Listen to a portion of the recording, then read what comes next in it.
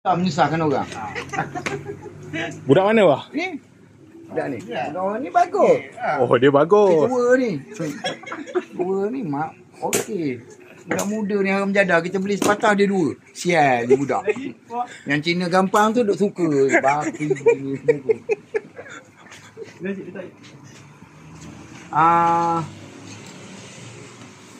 Untuk ikat es. Dia punya skru tu. Klaim dia. Klaim dia. Klaim dia bang. Nak biji besar ke biji-biji? Ambil 5 ke 6 ke dia punya tu. Nat dia. Cukup lah. Yang panjang-panjang tak guna. Nat. Nak kepala Dia orang takut.